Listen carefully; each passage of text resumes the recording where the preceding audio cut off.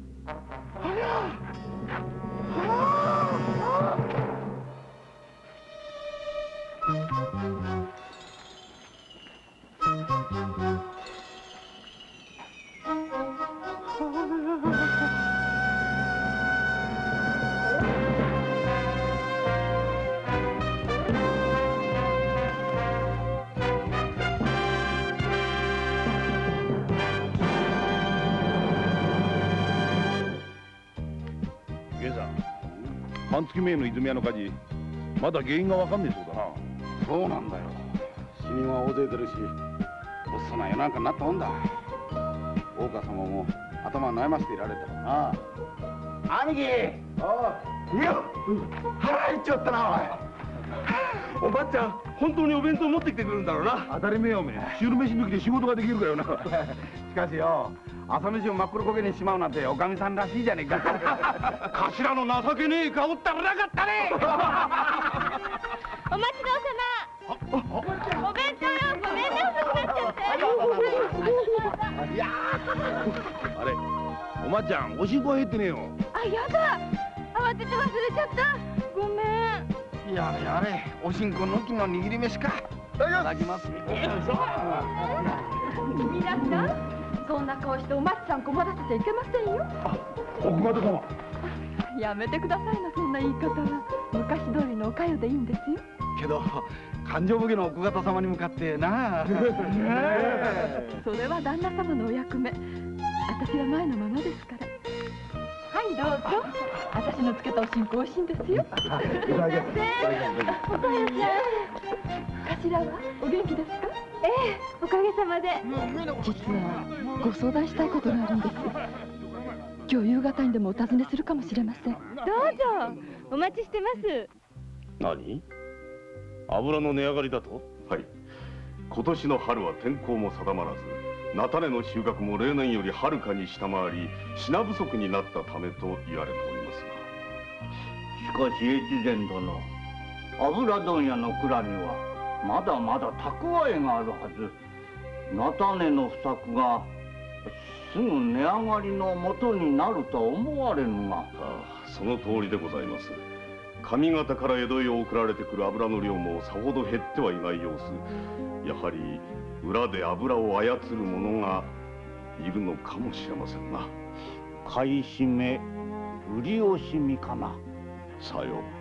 油は日々の暮らしに欠くことのできぬもの。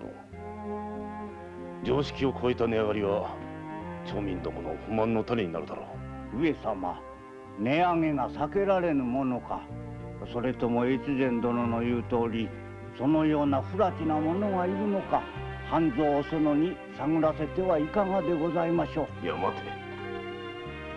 問屋を取り締まるのは勘定奉行所勝手方の役目であったな。はい、朝倉隼人が務めておりまする。おう、隼人か。あの男ならば心配はあるまい。余たちが案ずるよりも先にうまい手を打って油の値を下げてくれるだろう。今日はお早いお戻りでしたね。ああ、これから人に会わねばならんのでな。そうだ、晩飯はいらんぞ。お出かけですか？ああ。おお、庭の手入れか。ええ、め組の人たちに来てもらっています。来年の今頃はもっと広い屋敷の庭を眺めているかもしれんぞ。は？俺が出世をすれば屋敷も変わる。当たり前のことではないか。どうした？まだ時刻が早い。茶でもくれ。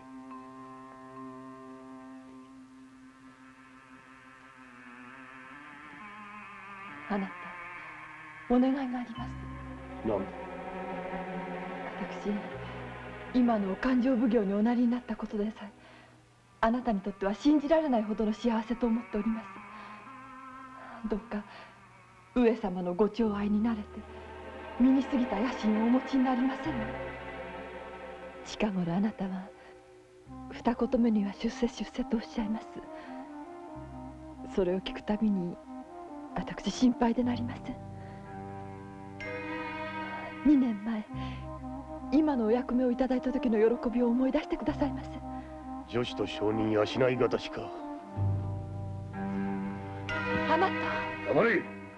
男の生き様にいらざる口出しをするな。出かけるぞ。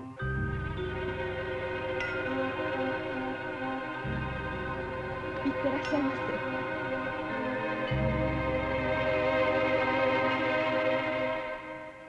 朝倉様ってのはそんなに将軍様に気に入られてるのかい？そうともよ。何しろおめえ鶴の一声で勘定奉行なんてえれお役目についたんだからな。それによ、奥方様だってできた人だもんな。昔のようにかよと呼んでくれか。旦那があんなに出世したのにああはなかなか言えるもんじゃねえぜ。あそう、隼人様はそんなにお帰りになっちまったの。優しい旦那様が見つかって羨ましいなって思ってたのに。ねえ、あんなに惚れ合って一緒になったのにね。ねえお前さん、一度お屋敷上がってさ、お説教してあげたら？そうよ、あんまりおかよさんに心配かけないようにって。バカなこと言うんじゃねえな。相手お奉行様だぞ。だって3年ぐらい前まではよくここへ遊びに来てたじゃないの。昔は昔だよ。今は今。人間にはお前その時の立場ってものがあるんだよ。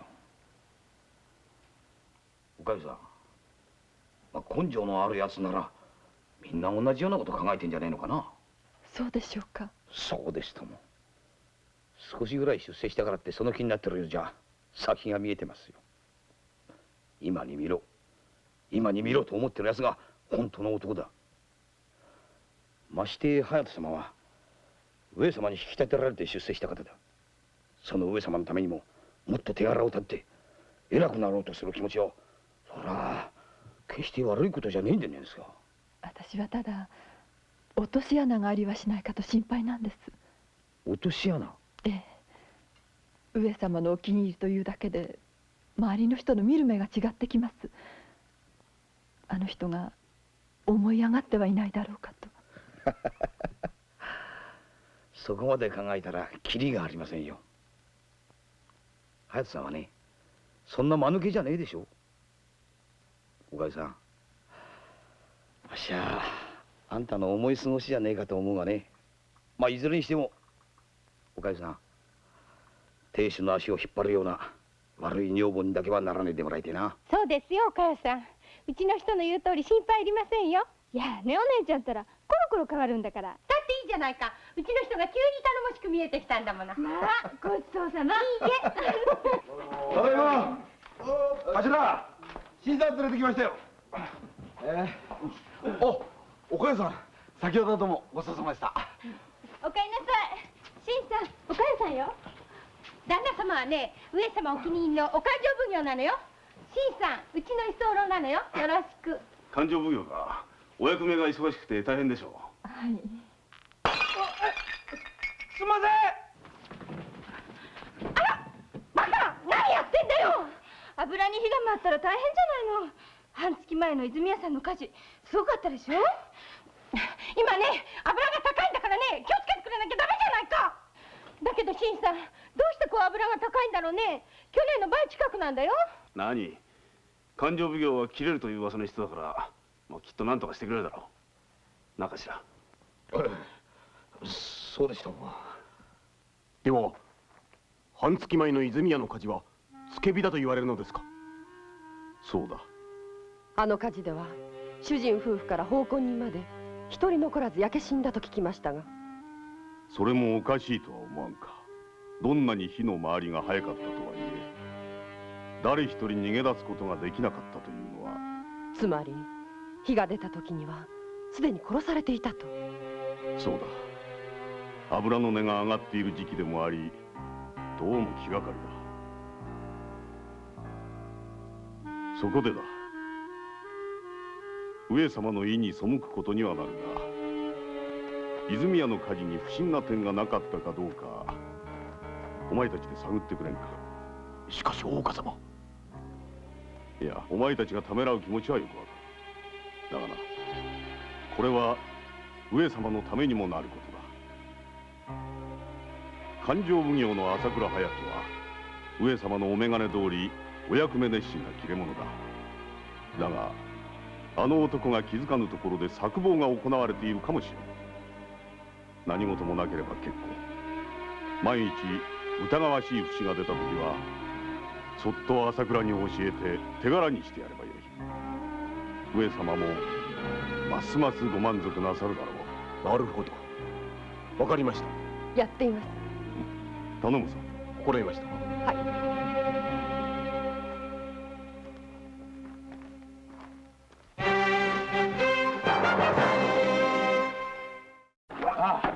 そうなんだよ。急に表が明るくなったんでね、飛び出したら泉屋が燃えてたろ。もうびっくりしちまったよ。その時誰か逃げていかなかったか？俺も酔っ払ってたんでね、店の連中が走ってんだとばっかり思ったのよ。だけど後で聞いたら一人残らず焼け死んだってんだろ。こいつはおかしいと思ってさ。どんな様子だった？さてね、俺もよく覚えてねえんだが、確か黒い着物着て、そうだよ、一人のここのとこに傷があったようだな。どうしてこんなに油が高いんですか？もっとやるですよ。変わっちゃうお出しなさいよ。変わっちゃう。皆さん、誠に申し訳ありません。どうかお許しくださいまし。私どももなんとか安い油を皆さんにお分けしたいんですが、上方から送られてくる品物が驚くほどの高値でどうにもなりません。本当か？騙されねえの？俺たちは騙されねえの？めっそうもない。決して嘘ではございません。さあさあ、お前さんたちもお願いして、ただいま人を上方へやってなんとか値を下げてくれるように話をしているところでございます。もうしばらくご辛抱をお願いいたします。お一人ほど申し訳ございません。河内屋、大芝居だな。頭を下げて済むことなら金は一文もかかりませんからね。隼人、久しぶりだな。上様。いかんぞ。今の俺は天下の風来坊徳田新之助だ。話がある。ついてこい。早いものだ。あれから3年になるな。忘れるはずあるまい。お前が勘定方にいて作事奉行の不正に気づき、公儀を莫大な損害から救ってくれた。俺が駆けつけた時証拠の品を手にしたお前は奉行の配下に囲まれていたな。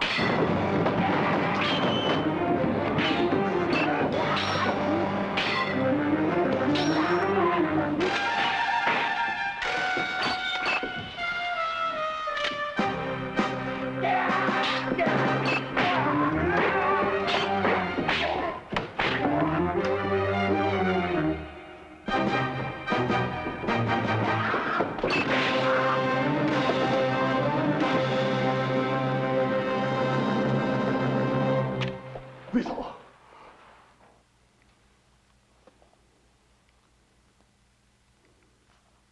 よくやってくれた、隼人。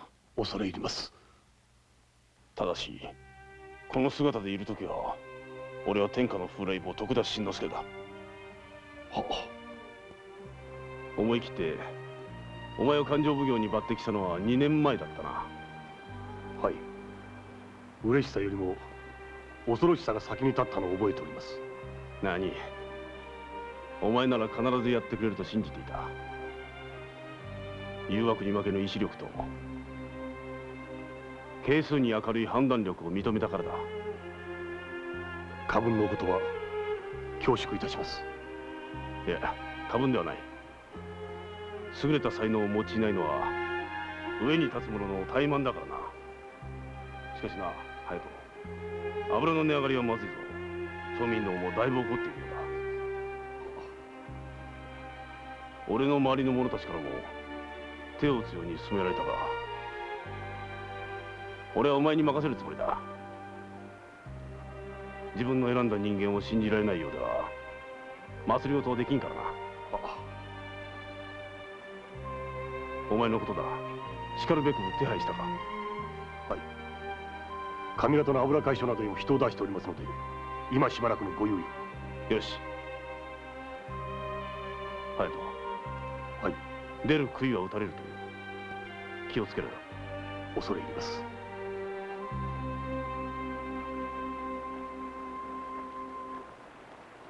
あ、そうだ。お前の女房に会ったぞ。めぐみとは知り合いか？はい。娘の頃から出入りをしておりまして。そうだったのか。明るくて優しい、いい女房らしいな。大事にしてやれよ。はあ。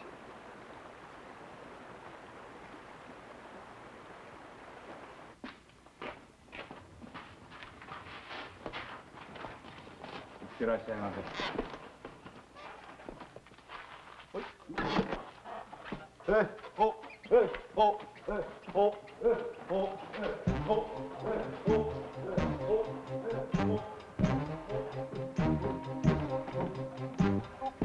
らっしゃいませ。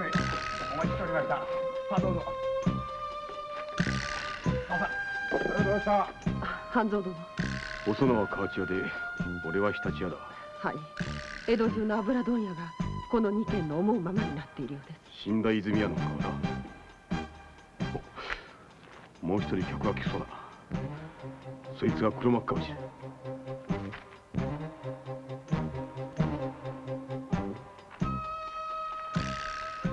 あれは朝倉隼人です。どうもありがとうございました。見たくないものを見てしまったようだ上様に何と申し上げたらいいんでしょう。な。大岡様に相談してからだ。なんですって朝倉様、油を売れとおっしゃるんですか？そうだ。これだけ値上がりすれば儲けは十分だろう。冗談言っちゃいけませんよ。さあどうぞ。さあいや金をつかむのはこれからじゃございませんか。ねえ日立屋さん。そうですとも、今売るなんて相売人のすることじゃありませんよ。どうした朝倉、おじけづいたか？いえ、町民どもの不満も大きいようですし、それに上様も油の値上がりを気にかけておいでのようです。朝倉、お前を我々の仲間に入れたのはこの時のためではないか？そうですとも、上様はあなたがお気に入りだ。うまくごまかしてくださいよ。あなたの言うことなら上様も信用するでしょうからな。黙れ。そもそも初めの話と違うではないか。朝倉。いや、今日は言わせてもらいます。私が油の値上げに目をつぶっていたのは、その儲けを稲葉様のために使うと言ってきたからだ。そうだろう。その通り。稲葉様をご老中にするためにでございますよ。私もお役目に就いた頃は、何かと稲葉様に面倒を見ていただいた。だから少々のことなら見逃そうと言ったんだ。覚えていますとも。ただあなたは私たちが届けたお礼をお受け取りになった。1両でも2両でも懐に入れればもう私たちの仲間でございますよ。しかしそれにお奉行所は泉屋の火事が付け火だと疑い出した。朝倉様、もちろんご承知の上でございましょう。ではあの火事は。そうです。邪魔者は消さなくてはね。知らんしな。俺は知らんぞ。うろたえるな。桜、悪あがきはやめて、わしらの言うままに動いた方が身のためだぞ。稲葉様がご老中になればあなたももっと出世ができますよ。ところで泉屋が付け火で焼けたと触れ回った男ですが。何者だ。近くの長屋の大工です。やはり消しますか。災いの根は早めに立っておくことだな。かしこまりました。何、朝倉隼人が油問屋。はい、河内屋と日立屋ですが、この2軒が江戸中の油問屋を抑えて買い占め値上げの指図をしているようです。その2軒に逆らっていたのが焼けた泉屋だと思われます。近所の大工で当時というのは顔を隠した逃げていく男たちを見かけております。やはり付け火だな。おそらく。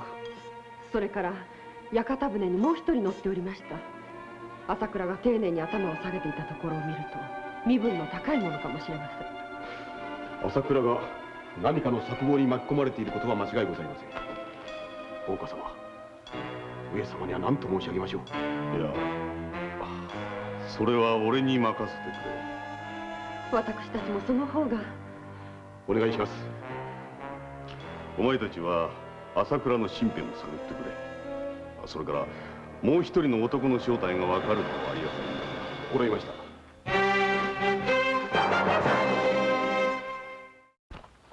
危ない。ずいぶん寄っておいでですね。お珍しいこと。昨日はつまらないこと申し上げました。私は悪い妻ですわ。あなたの足を引っ張るなんて。ずいぶん風向きが変わったな。めぐみの頭にお説教されました。少しばかりの出世でいい気になってはいけない。今に見ろと思ってるのが男だって。そうそう、徳田新之助という方にお会いしましたわ。そうらしいな。あら、あなたもご存知ですの？いや、俺もめぐみで見かけたことがある。だからですわ。あなたのこと褒めておいででした。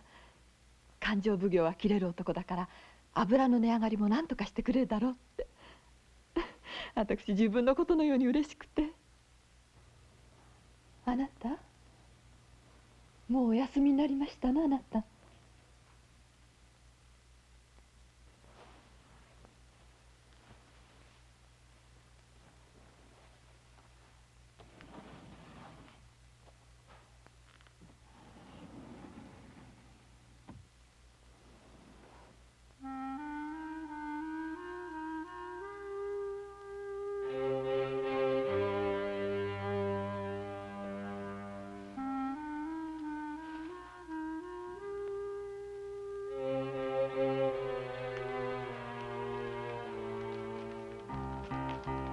三州屋にて今後の方策を打ち合わせ、なお油の買い占めと値上げは予定通り。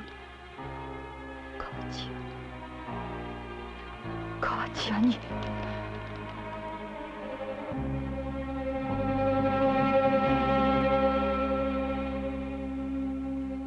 チチンタンタンシェー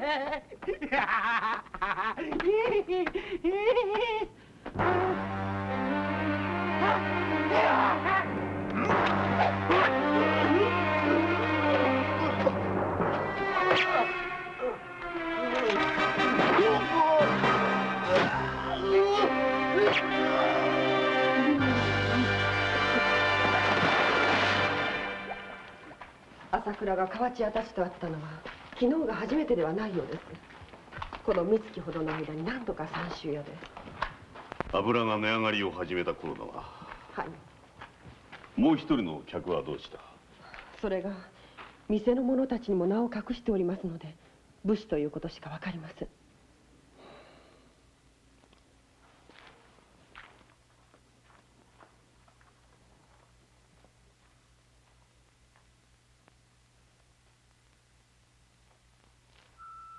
なんか昨夜のうちに殺されたらしいですよ。ひでえことするな。大岡様、大工の当時が殺されました。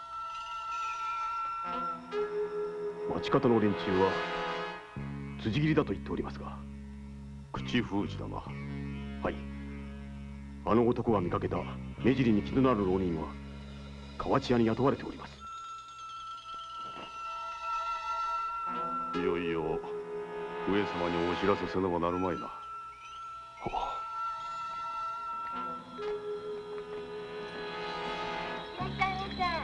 めぐみの頭ですね。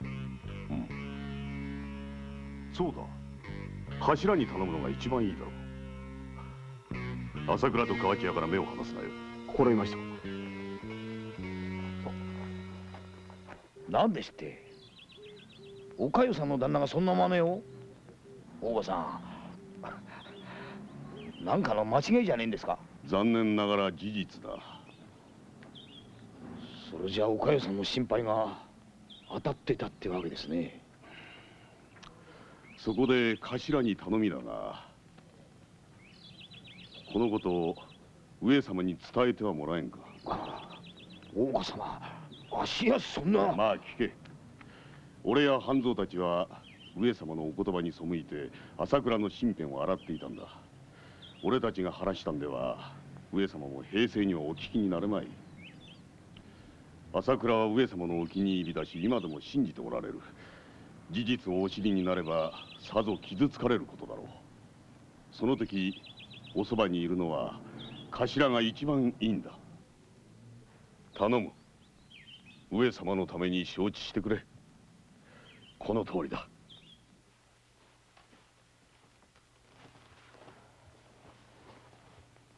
あなた、いいところへ来た。これを持っていけ。あ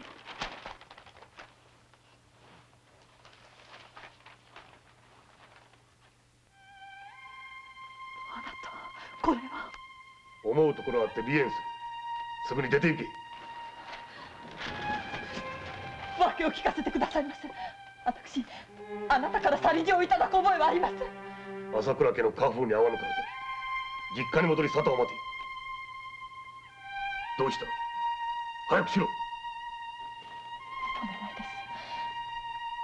す。私もお供させてください。何？あなたは死ぬおつもりです。死んで上様にお詫びをなさるんでしょう。俺がどうして？昨夜河内屋からの手紙を見てしまいました。あなたがなぜあの仲間になったのかわかりません。でもあなたは真から悪に染まれるようなお方ではない。一時の迷いから目覚めて全ての肩をつけようとしておいでになる。おそばにいる私にはよくわかるのです。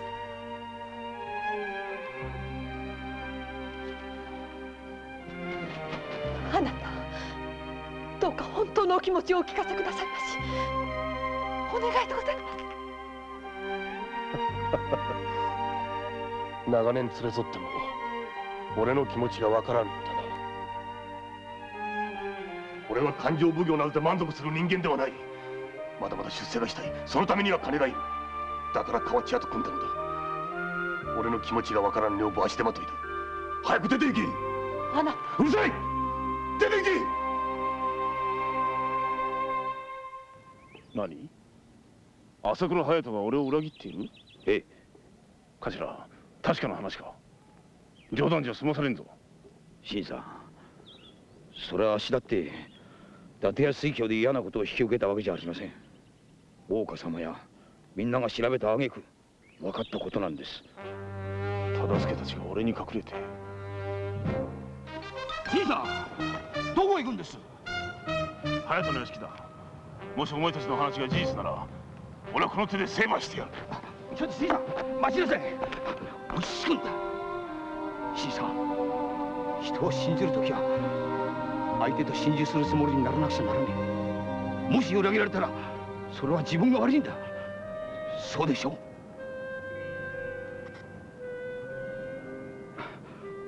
新さんの辛い気持ちはよくわかります。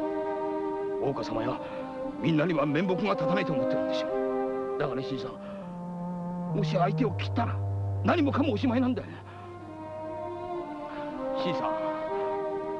新さんは上様だ。誰も咎める人がいないんですよ。そうでしょう？頭言った俺にどうしろと言うんだ。ですから朝倉って人に会って話を聞いてください。どこがどう間違えてるかわかるでしょう。お裁きはその後で。分かった。そうしよう。すいません。新さん、大岡様やらみんなのことを悪く思っちゃいけませんよ。いや、いずれにしても新さんのことを思えばこそやったことです。わしはね、大岡様のあの辛い顔を見たのは初めてですよ。大岡様、よっぽど新さんのことが好きなんですね。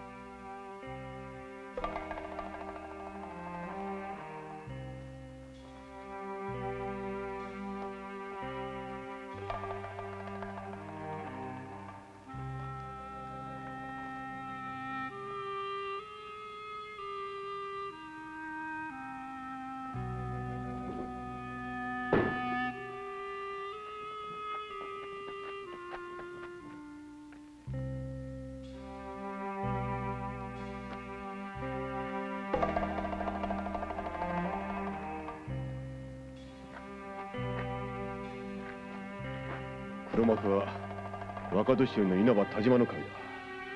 すぐ上様に知らせてくれ。上様に？先ほど大岡様に会った。上様はめぐみの頭に全てを聞いておられるはずだ。わかりました。いかがでしょう、稲葉様。そろそろ朝倉様はお役御免にしては。そうですな。昨夜の様子ではいつ弱音を出すかわかりません。まあ待て。奴はまだ使い道がある。朝倉の言うことなら上様は頭から信じておしまいになるからな。そうですか。ではあの方の始末は稲葉様にお任せするとして。お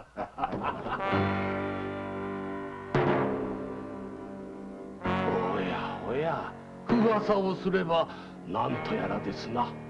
朝倉、なんだその顔は。地獄の鬼も顔負けですな。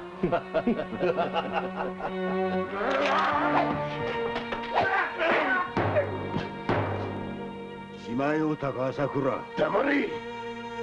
上様のご信頼を裏切りお前たちの悪巧みに加わったのは朝倉隼人一生の不覚だ。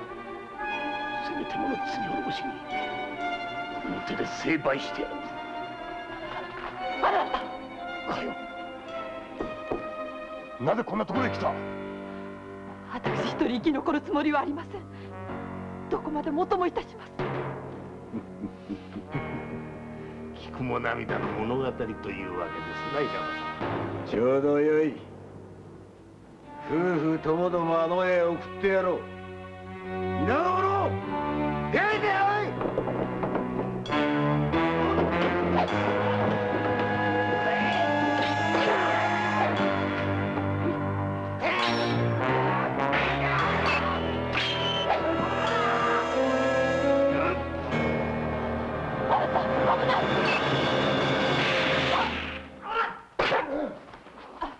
かよ、しっかりするんだ。かよ、あなた、どうか上様にお詫びを。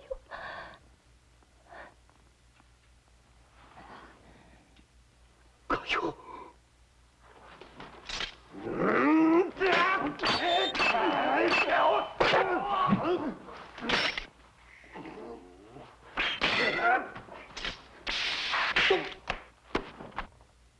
一同刀を引け。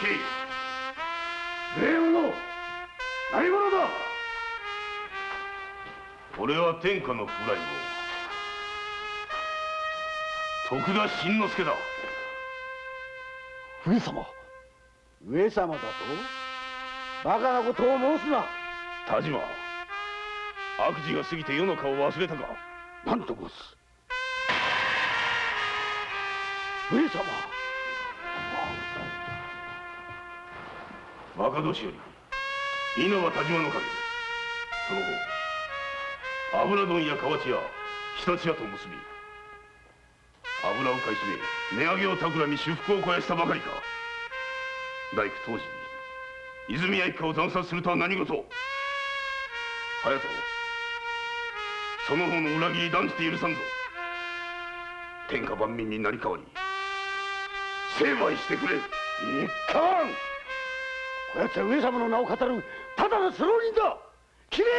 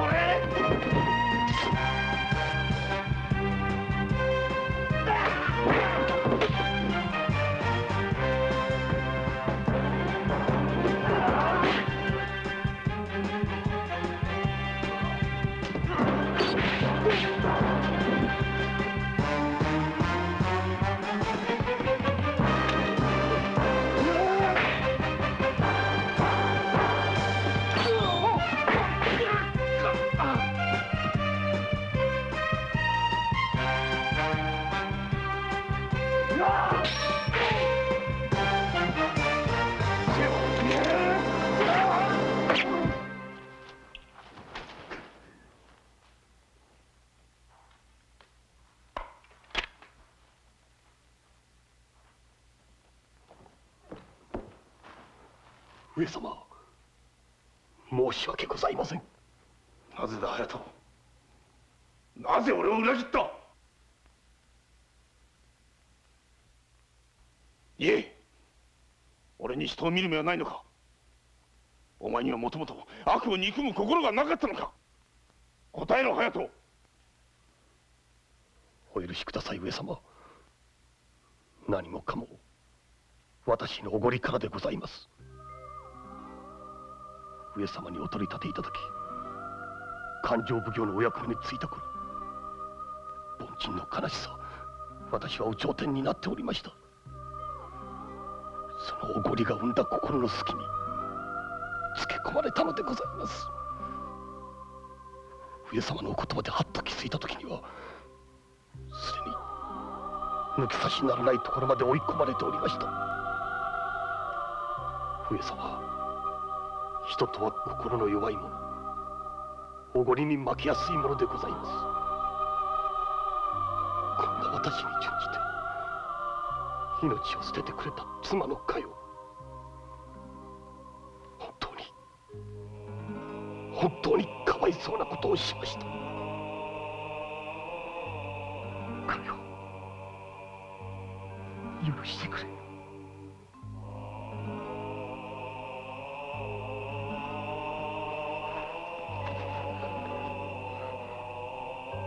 隼人、影腹を切ったな。はい、お許しがいただけるとは思いません。せめてものお詫びに。隼人、上様、愚かな私の死が後に続く者たちの道を閉ざすことになりませんように、上様のご信頼にお応えする者はきっと出てまいりましょう。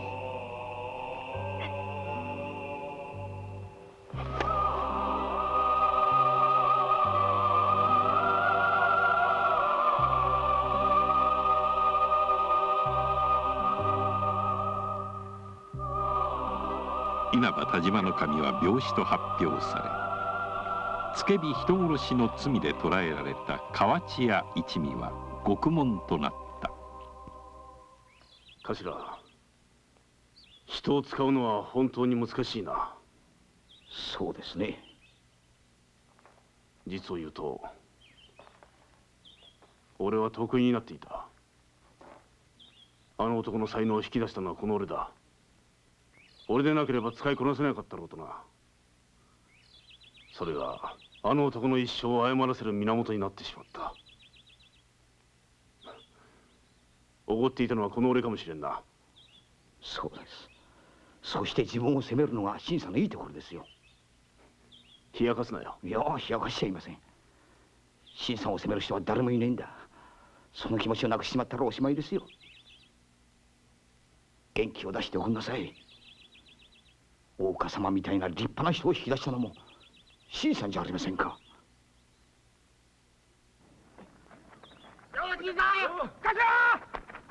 新さん、大川で人泳ぎしませんか。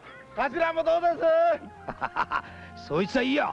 新さん、行きましょう。よし、行こう。朝倉隼人の死は吉宗の心に一つの傷を残した。だがその傷は新しい芽を育てるために役立つ痛みだったのかもしれない。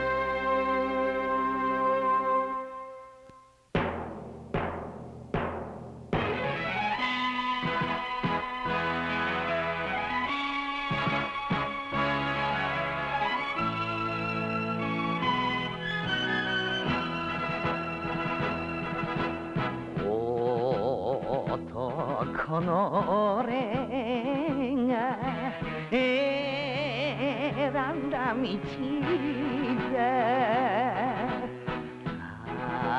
たとえ茨の道だとて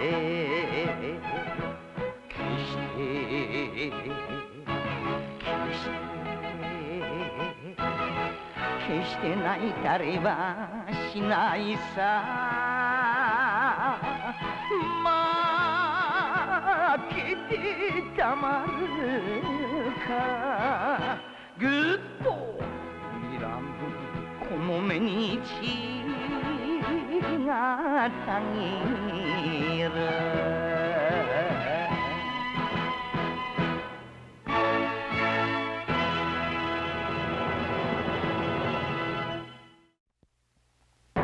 吉宗評判記暴れん坊将軍。